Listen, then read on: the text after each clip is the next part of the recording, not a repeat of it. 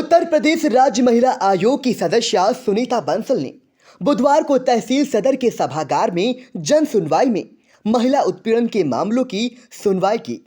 जन सुनवाई में किसी ने घरेलू हिंसा तो किसी ने दहेज उत्पीड़न या फिर प्रताड़ना की व्यथा बताई। एक एक करके उन्होंने पीड़ित महिलाओं की समस्याएं सुनकर अफसरों को उनका समाधान करने के निर्देश भी दिए।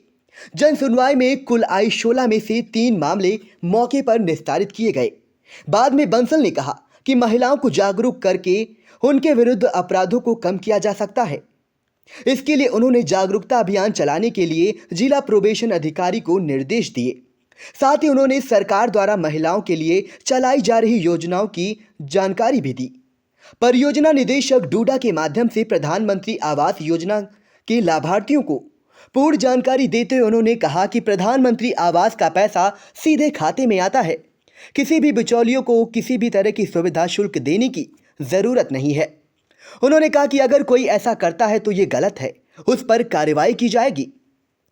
समाज कल्याण अधिकारी हर्ष मवार ने शादी अनुदान के लिए आए लाभार्थियों को लगने वाले सभी दस्तावेजों के बारे में बताया।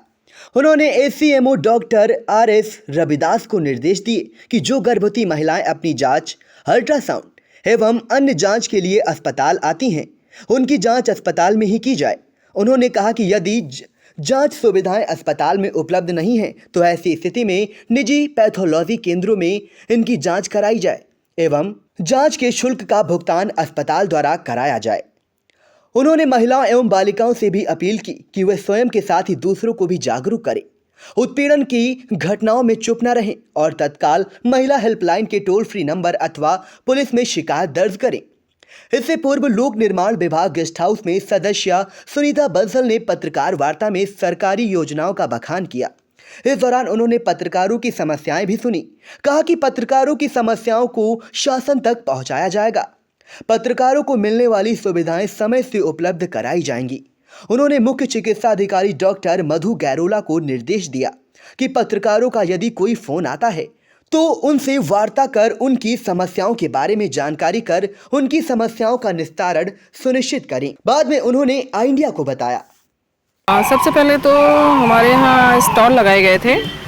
जो भी सरकारी योजनाएं हैं, केंद्र सरकार द्वारा या राज्य सरकार द्वारा जो भी योजनाएं चल रही हैं, उनका लाभ अधिक से अधिक संख्या में लोगों को मिले, तो इसके लिए एक स्टॉल लगवाया गया था तहसील सभागार में।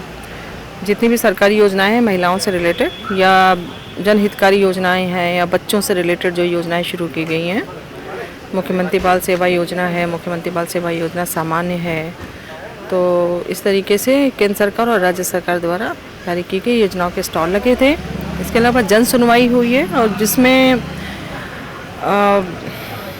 दहेज उत्पीड़न से रिलेटेड जो मसले हैं या घरेलू हिंसा से रिलेटेड मसले हैं या कुछ ऐसे भी मसले थे, कुछ ज़मीन जायदाद से रिलेटेड मसले थे, तो उन सब की सुनवाई हुई है और उसमें से कई मामलों का निस्तारण मौके पर ही हो गया है।